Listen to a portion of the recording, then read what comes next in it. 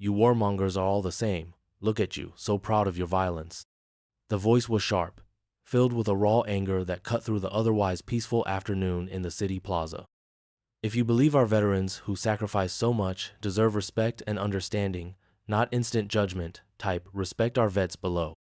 Arthur Hayes flinched, not from fear, but from the sudden, ugly confrontation. He had been standing quietly by the fountain, enjoying the rare sunshine, his worn olive-green jacket a comfortable weight on his shoulders. It was an old jacket, simple, with no flashy badges, but it held memories. The young woman who had shouted was now right in front of him, her face contorted with fury. She couldn't have been more than 20. She gestured wildly with a protest sign he hadn't even noticed. "This city doesn't want your kind here," she spat, and then, with a look of pure disgust, she leaned forward and spat directly onto the chest of his jacket. A glob of spittle landed right over his heart. Arthur looked down at the mark. He felt a familiar weariness settle over him, a deep ache that had nothing to do with his aging bones. He had seen so much anger in his life, so much hatred. He had hoped, foolishly perhaps, that those days were far behind him. He was an old man now, his hair mostly gray, his steps a little slower. He didn't look like much, just another senior citizen trying to enjoy a day out. That was how he preferred it. The medals, the commendations, the stories of his past, they were tucked away, not for public display. He reached into his pocket and pulled out a clean, folded handkerchief. Slowly, carefully, he dabbed at the mess on his jacket. "There's no need for that, young lady," he said, his voice quiet but firm. He didn't raise it, he didn't get angry. Years of discipline, years of facing far worse, had taught him control. "No need," she shrieked, her voice rising. "You and your buddies destroyed countries. You think that jacket makes you a hero? It makes you a target." A small crowd was beginning to gather, drawn by the commotion. Whispers started, eyes turned towards them. Arthur felt a flush creep up his neck. He hated being the center of attention, especially like this. He just wanted to be left alone. He was meeting his granddaughter nearby for lunch. It was her birthday. Why did this have to happen? "I think you misunderstand," Arthur said, still trying to be calm, to de-escalate. "This jacket, it's just a jacket." But it wasn't just a jacket. Not to him. It had been with him through thick and thin. It had shielded him from more than just the cold. It carried the scent of distant lands, the memory of brothers in arms, some of whom never came home. The young woman laughed, a harsh, unpleasant sound. "Oh, I understand perfectly. You people always have an excuse." She advanced another step, almost bumping into him. Her eyes blazed. "Why don't you just go home, old man, before someone really shows you what we think of your service?" Arthur felt a deep sadness. He had fought for her right to protest, for her right to speak freely, even if her words were hateful and misguided. But this felt personal. This felt ugly. He thought about walking away, just turning around and leaving. What was the point? Arguing with her would solve nothing.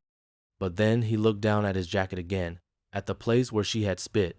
It felt like a desecration, not of the cloth, but of what it represented, the honor, the sacrifice, the memory of friends.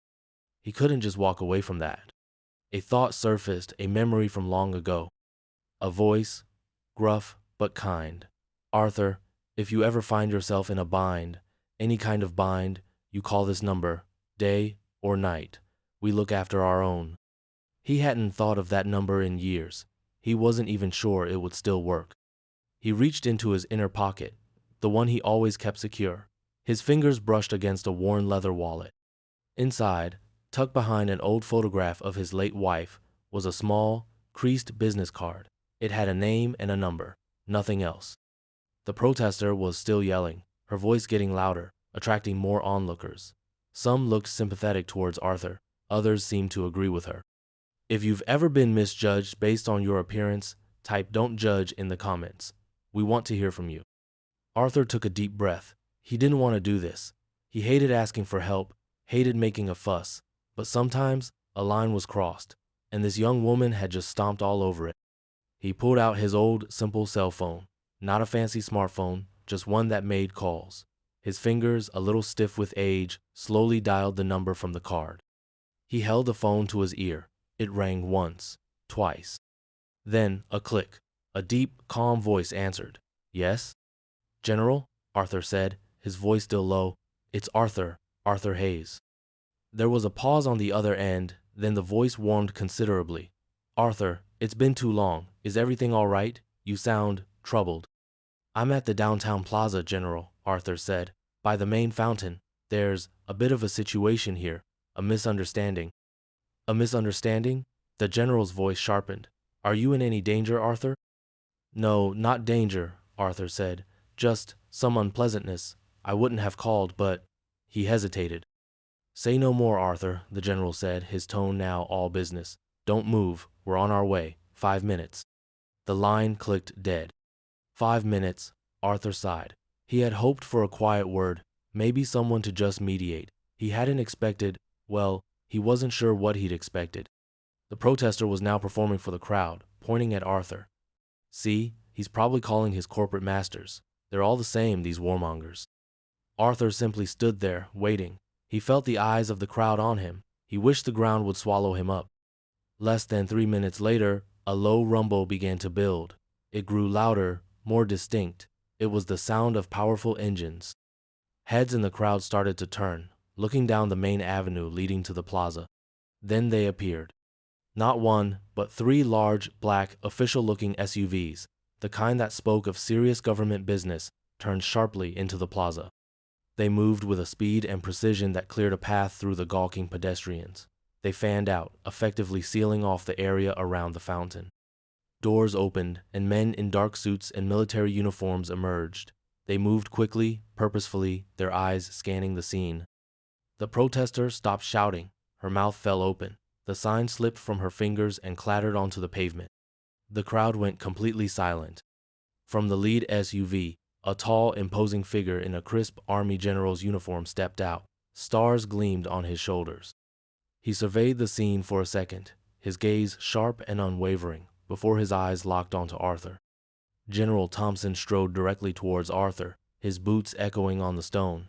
The other men formed a discreet but formidable perimeter. He stopped in front of Arthur Hayes. Then, he did something that made the entire crowd gasp. General Thompson, a man who clearly commanded immense authority, snapped to attention and delivered a sharp, perfect salute. "Mr. Hayes," the general said, his voice carrying clearly in the sudden hush. "Are you all right, sir?" The use of Mr. was deliberate, a sign of the highest respect for a civilian who had earned it through extraordinary valor, particularly for Medal of Honor recipients when addressed by those still in service. Arthur, looking a little overwhelmed, managed a small nod. "I'm fine, Mark. Just a bit of a misunderstanding." General Thompson's eyes, hard as flint, turned to the now pale and trembling young woman. "A misunderstanding?" he repeated, his voice dropping to a dangerous low. "Ma'am, do you have any idea who you just assaulted?" The protester shook her head, unable to speak. The general gestured to one of his aides, who stepped forward holding a tablet. "Mr. Arthur Hayes," General Thompson announced, his voice ringing with pride and controlled anger, "is a recipient of the Medal of Honor, the Distinguished Service Cross, 3 silver stars and 5 Purple Hearts. He served this country for 30 years in 3 wars. He led men into battle, saved countless lives, and endured hardships you cannot even begin to imagine. That jacket you defiled? It has been with him since his first tour, a symbol of his survival and the memory of the brave men and women who fought alongside him, many of whom never came home." He paused, letting his words sink in. The crowd was utterly still, their faces a mixture of shock and awe. Some looked ashamed. "He asks for nothing," the general continued, his gaze still fixed on the protester, who now looked like she might faint. "He seeks no special treatment. All he asks for is the respect he has earned 10 times over, the respect any veteran deserves." Tears were welling in the protester's eyes. I didn't know," she stammered, her voice barely a whisper. "That, ma'am," the general said coldly, "is precisely the problem. You judged, you accused, you assaulted, without knowing, without thinking." 2 uniformed military police officers who had arrived with the SUVs now stepped forward and gently but firmly took the young woman by the arm. "We'll handle this, General," one of them said. General Thompson nodded. He then turned back to Arthur, his expression softening. "Arthur, on behalf of a grateful nation, and personally, I am deeply sorry you were subjected to this disrespect. It should never have happened." He gestured to the plaza. We will be increasing security and awareness training for all city personnel assigned to public spaces like this. And we'll be working with local veterans groups to ensure their members always feel safe and honored in this city. Arthur finally spoke, his voice a little hoarse. Thank you, Mark. That's more than enough. He looked at the jacket. It's just, this old thing has seen me through a lot. It's a symbol of your incredible service, Arthur. The general said gently. Let us take care of getting it clean for you, and allow us to escort you to your lunch. Your granddaughter, I believe? Arthur managed a small smile. Yes, it's her birthday. With a quiet dignity, Arthur Hayes, the hidden hero, was escorted from the plaza by the general himself, the soldiers forming a respectful honor guard. The crowd watched them go, a profound silence hanging in the air. The story of what happened that day spread like wildfire through the city and online. The footage from onlookers' phones went viral. Many people expressed their shame for having stood by, and their admiration for Arthur's quiet strength. The young protester faced charges, but more than that, she faced a harsh lesson in humility and the consequences of blind judgment. Reports later said she volunteered at a veteran support center, trying to make amends. Arthur never spoke of the incident again in public. He continued to live his quiet life. He got his jacket back, impeccably cleaned, a few days later, delivered by a smiling young officer.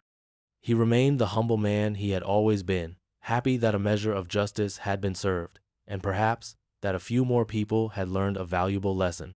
The respect our heroes earned through sacrifice should never be forgotten or taken for granted. They don't ask for parades, but they deserve our honor. If you believe that true strength is quiet, and that heroes walk among us every day, please subscribe to our channel for more stories that uplift and inspire. Remember to always look beyond the surface, for you never know the battles someone has fought or the greatness they carry within.